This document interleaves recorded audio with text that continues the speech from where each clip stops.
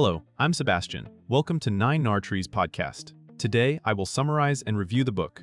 Barbarians at the Gate chronicles the epic struggle for control of RJR Nabisco during the fevered takeover boom of the late 1980s.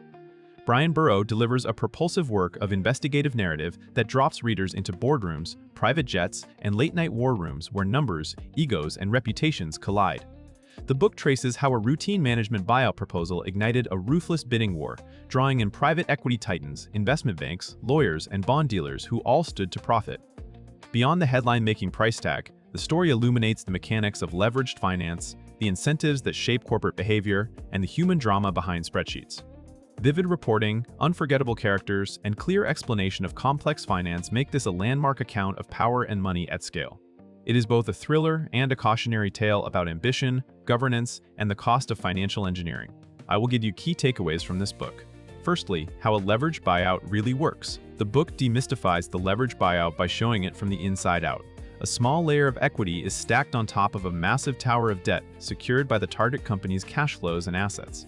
Readers see how lenders evaluate coverage ratios, how buyers model synergies and divestitures, and why tax shields matter so much to returns. The narrative makes clear that the instrument is not inherently villainous, but that the margin for error is thin.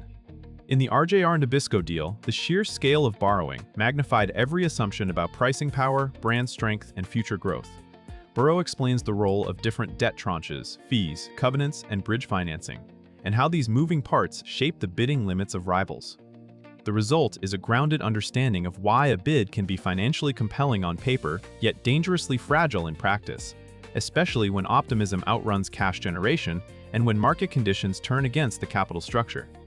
Secondly, characters, culture, and the seeds of a takeover. At the heart of the story are people and the cultures they create. The book contrasts the tobacco heritage of RJR with the glossy, marketing-driven personality of Nabisco, and shows how a merger stitched together two very different corporate identities. Ross Johnson emerges as a charismatic and spendthrift chief whose taste for perks and deal-making shaped the company's direction and public image. This cultural backdrop set the stage for a management-led buyout, justified as a way to escape the quarterly grind and unlock value. Yet the same culture of excess and insularity fueled public and boardroom skepticism, inviting outside bidders who promised discipline.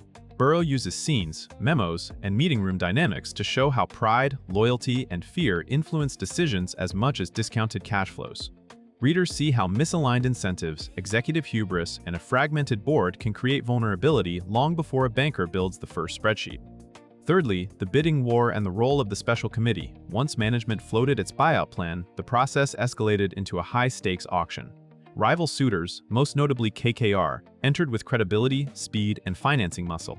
The board formed a special committee to police conflicts and extract the best price for shareholders, a safeguard that became the arena for marathon negotiations. Burrough walks through bid rounds, topping bids, reverse break fees, and conditions that moved the price higher while narrowing the window for execution. Advisors traded fairness opinions, leaked narratives to the press, and deployed tactics to sway opinion inside and outside the company. The book captures the psychological chess matches between deal teams and the surprise turns that often decide auctions, from a midnight model tweak to a wavering lender. In the end, the committee weighed certainty of closing against raw price, revealing a core lesson of contested takeovers. Headline numbers matter, but credibility of financing and governance of the post-deal company can be decisive. Fourthly, Wall Street incentives, junk bonds, and conflicts.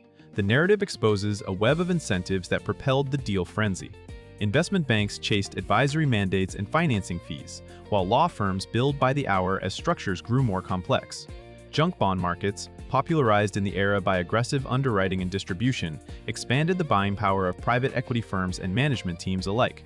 Burrough shows how compensation structures encouraged escalation, not restraint, and how reputational rivalries between institutions intensified the contest. The book also examines conflicts of interest that arise when the same ecosystem supplies advice, capital, and sometimes both sides of a transaction. Readers learn how fairness opinions can be both necessary and limited, how league table prestige shapes behavior, and why market liquidity can vanish at the worst possible moment. By mapping flows of money, influence, and information, the story teaches a practical lesson. Incentives explain actions better than slogans, and they can overwhelm prudent judgment during competitive auctions. Lastly, aftermath, costs, and lasting lessons. Winning the auction was not the end of the story. The mountain of debt created intense pressure to cut costs, sell assets, and push margins, imposing a heavy burden on employees and long-term investment. Burrough traces how the combination of leverage and operational challenges limited strategic flexibility and forced difficult trade-offs. The book situates RJR Nabisco within a broader wave of deals that reshaped American corporate life, prompting debates over governance, stakeholder treatment, and the social value of financial engineering. Key lessons emerge with clarity. Boards must manage conflicts ruthlessly and plan for vulnerability before activists or buyers appear. Executives should align incentives with durable value creation rather than short-term optics. Investors and operators need sober assumptions about cash flow resilience across cycles. For readers, the overarching takeaway is practical and ethical. Finance can be a powerful tool, but without discipline, transparency, and stewardship, it can transfer value rather than create it. In conclusion, this book is essential for leaders, investors, students of business, policymakers, and anyone who wants to understand how power operates when large sums and large egos collide. It blends page-turning storytelling with rigorous reporting, turning complex finance into clear, memorable lessons. You will learn how LBOs are structured, how boards should navigate conflicts, and how incentives steer behavior in high-pressure negotiations.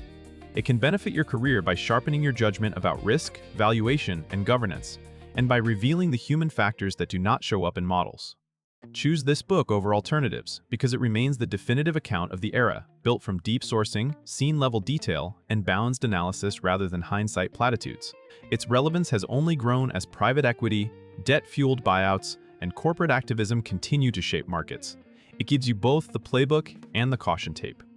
If you would like to support Bryan Burrough, you can buy the book through the Amazon link I've provided in the podcast description. After reading the book, please let me know what you think and share your thoughts. See you around.